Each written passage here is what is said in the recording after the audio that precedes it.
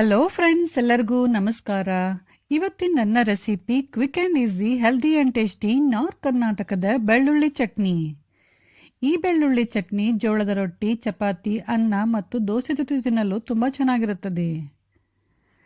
ಈ ಚಟ್ನಿಯನ್ನು ಫ್ರಿಜ್ಜಲ್ಲಿ ಸ್ಟೋರ್ ಮಾಡಿಟ್ಕೊಂಡು 15 ದಿನಗಳವರೆಗೆ ಯೂಸ್ ಮಾಡಬಹುದು. ನಾರ್ತ್ ಕರ್ನಾಟಕದ ಇನ್ನಷ್ಟು ಚಟ್ನಿ ರೆಸಿಪಿಗಳ ವಿಡಿಯೋ ಲಿಂಕ್ ಡಿಸ್ಕ್ರಿಪ್ಷನ್ ಬಾಕ್ಸಲ್ಲಿದೆ. ಯಾರಿಗಾದರೂ ಬೇಕಂದರೆ ಚೆಕ್ ಮಾಡ್ಕೋಬಹುದು. ಬೆಳ್ಳುಳ್ಳಿ ಚಟ್ನಿ ಮಾಡಲು ಏನೆಲ್ಲ ಸಾಮಗ್ರಿ ಬೇಕು ಅಂತ ನೋಡೋಣ. 1 ಬಟ್ಲು ಸಿಪ್ಪೆ ಬಿಡಿಸಿದ ಬೆಳ್ಳುಳ್ಳಿ, 1 ಬಟ್ಲು ಒಣಮೆಣಸಿನ್ಕಾಯಿ. ಒಣಮೆಣಸಿನ್ಕಾಯಿನ ಕಟ್ ಮಾಡಿ ಅದರಲ್ಲಿರೋ ಬೀಜ ತೆಗೆದಿಟ್ಕೊಂಡಿದ್ದೀನಿ. 1 ಬಟ್ಲು ತುರಿದ ಒಣ ಕೊಬ್ಬರಿ. ಫ್ರೆಂಡ್ಸ್, ಒಣ ಕೊಬ್ಬರಿ, ಒಣಮೆಣಸಿನ್ಕಾಯಿ ಮತ್ತು ಬೆಳ್ಳುಳ್ಳಿ ಮೂರನ್ನ ಈಕ್ವಲ್ ಕ್ವಾಂಟಿಟಿಯಲ್ಲಿ ತಗೋಬೇಕು. ನೀವು ಖಾರ ಕಡಿಮೆ ತಿಂತಿದ್ರೆ ಒಣಮೆಣಸಿನ್ಕಾಯಿ ಸ್ವಲ್ಪ ಕಡಿಮೆ ಹಾಕಿ. ಆಮೇಲೆ ಜೀರಿಗೆ, ಉಪ್ಪನ್ನು ಸ್ವಲ್ಪ ಜಾಸ್ತಿ ಹಾಕಿ.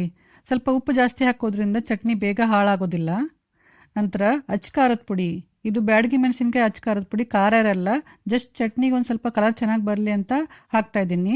ನೀವು ಬೇಡ ಅಂದರೆ ಸ್ಕಿಪ್ ಮಾಡ್ಬೋದು. ಈ ರೆಸಿಪಿಗೆ ಏನೆಲ್ಲ ಸಾಮಗ್ರಿ ಬೇಕು, ಅದರ ಅಳತೆ ಎಲ್ಲವನ್ನು ವಿವರವಾಗಿ ನಾನು ಡಿಸ್ಕ್ರಿಪ್ಷನ್ ಬಾಕ್ಸಲ್ಲಿ ಹಾಕಿದ್ದೀನಿ. ಫಸ್ಟು ಒಂದು ಕಡಾಯಿ ಬಿಸಿ ಮಾಡಿ ಅದರಲ್ಲಿ ತುರಿದ ಒಣ ಕೊಬ್ಬರಿ ಹಾಕಿ. ಗ್ಯಾಸನ್ನು ಸಿಮ್ಮಲ್ಲಿಟ್ಬಿಟ್ಟು ಕೊಬ್ಬರಿ ಗರಿ ಗರಿ ಆಗುವವರೆಗೆ ಹುರಿದು ಒಂದು ಪ್ಲೇಟಲ್ಲಿ ತೆಗೆದಿಟ್ಕೊಳ್ಳಿ. ಕೊಬ್ಬರಿ ಹುರಿದ ನಂತರ ಅದೇ ಕಡಾಯಿಯಲ್ಲಿ ಬೆಳ್ಳುಳ್ಳಿ ಹಾಕಿ ಗ್ಯಾಸನ್ನು ಸಿಮ್ಮಲ್ಲಿಟ್ಬಿಟ್ಟು ಬೆಳ್ಳುಳ್ಳಿನ 2 ನಿಮಿಷ ಹುರಿಯಿರಿ.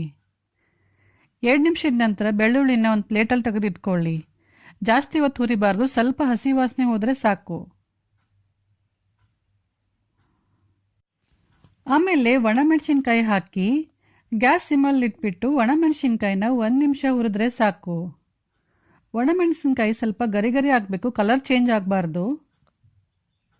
ಆಮೇಲೆ ಅದರಲ್ಲಿ ಜೀರಿಗೆ ಹಾಕಿ ಸ್ವಲ್ಪ ಕೈಯಾಡಿಸಿ ಗ್ಯಾಸ್ ಆಫ್ ಮಾಡಿ.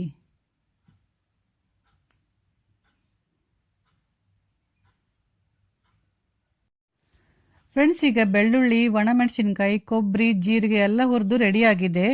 5 ನಿಮಿಷ ಇದನ್ನು ತಣ್ಣಗಾಗಲು ಬಿಡಿ. ಎಲ್ಲ ಸಾಮಗ್ರಿ ಫುಲ್ ತಣ್ಣಗಾದ್ಮೇಲೆ ಒಂದು ಮಿಕ್ಸಿ ಜಾರಲ್ಲಿ ಹಾಕಿ. ಆಮೇಲೆ ಅಚ್ಚ ಖಾರದ ಪುಡಿ ಮತ್ತು ಉಪ್ಪು ಹಾಕಿ ಮಿಕ್ಸಿ ಮಾಡ್ಕೊಳ್ಳಿ. ತುಂಬ ನೈಸಾಗಿ ರುಬ್ಕೋಬಾರ್ದು, ಸ್ವಲ್ಪ ತರಿತರಿಯಾಗಿರಬೇಕು.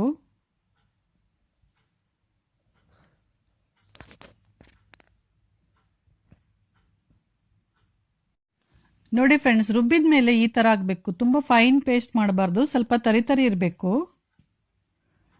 ಸೊ ಫ್ರೆಂಡ್ಸ್, ಈಗ ಬೆಳ್ಳುಳ್ಳಿ ಚಟ್ನಿ ರೆಡಿ ಆಗಿದೆ. ಇದನ್ನು ಫ್ರಿಜ್ಜಲ್ಲಿ ಇಟ್ಕೊಂಡು 15 ದಿನಗಳವರೆಗೆ ಯೂಸ್ ಮಾಡಿ.